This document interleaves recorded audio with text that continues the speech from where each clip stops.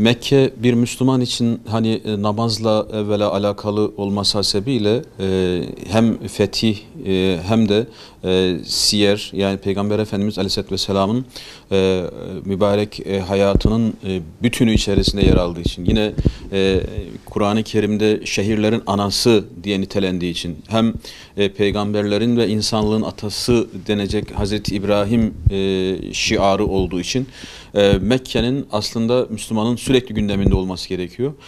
Tabii ki fetihle beraber hani sürekli aktif olmak, sürekli kaybettiklerimizi kazanmaya çalışmak ve bununla beraber hem mekan hem de yani Müslümanların şu anda gerek bulundukları bölgede ister bunu coğrafi olarak düşünelim, gerek fikri olarak düşünelim, gerek ekonomik, siyasi, sosyal bütün alanlarda güçlerini tahkim etme.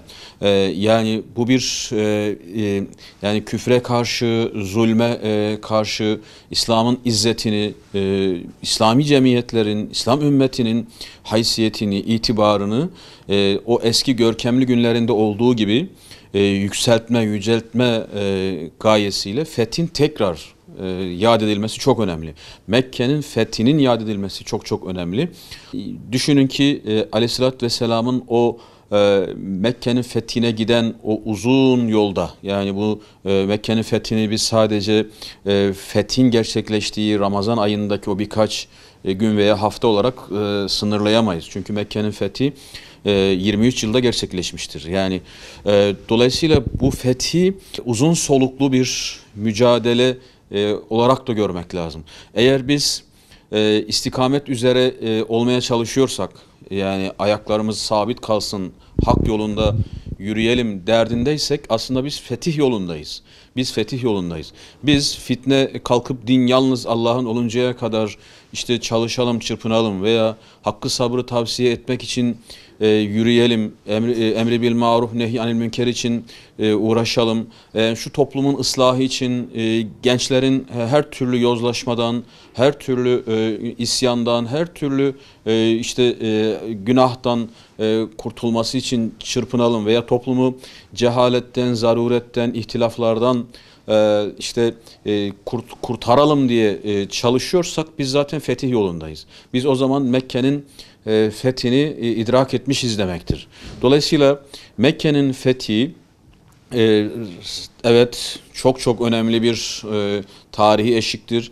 Çok çok önemli bir beldenin, çok çok önemli bir şehrin İslam'a kazandırılmasıdır. Ama Mekke'nin fethi dediğimiz gibi hicretle beraber, tabi bunu hicretle beraber düşüneceğiz. Uzun soluklu bir çizgidir bu, uzun soluklu bir yoldur Mekke'nin fethi. Ve Mekke'nin fethi sürekli bizim kulağımıza şunu fısıldar. Sen elindeki imkanları Kur'an'ın toplumda yayılması için, hükmetmesi için kullanmak durumundasın. Sen Allah Resulü sallallahu aleyhi ve sellemin sünnetini, onun o mübarek siretini, ahlakını şu dünyaya hakim kılmak için çabalamak zorundasın. Mekke'nin fethi bize bunu söyler.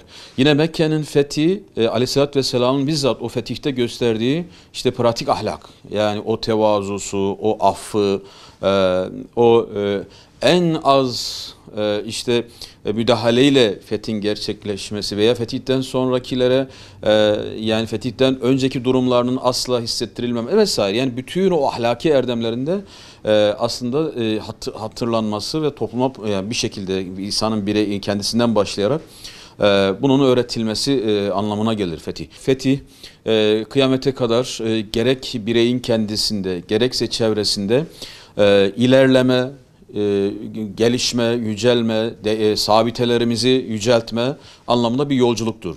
Eğer ben bugün namazlarımı gerçekten de huşu ile kılabiliyorsam ben bir şekilde kendimde bir fetih gerçekleştirmişim demektir.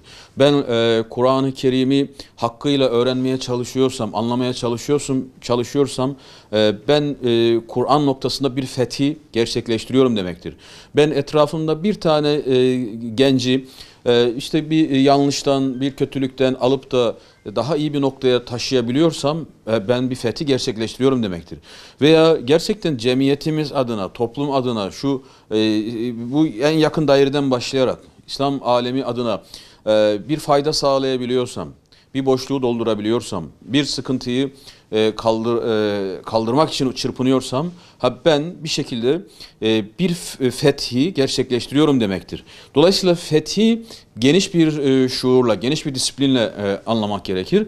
Ama sembolik değeri olan bu tür tarihi anları da herhalde ıskalamamak gerekir. Yani Mekke'nin fethi veya diğer büyük fetihleri, Kudüs'ün fethi, ardından işte İstanbul'un fethi gibi, yani bu tür tarihi zamanların, tarihi dönemlerin de ağırlığını tabii ki yeri geldiği zaman, tarihi geldiği zaman yine yad etmek çok çok önemli.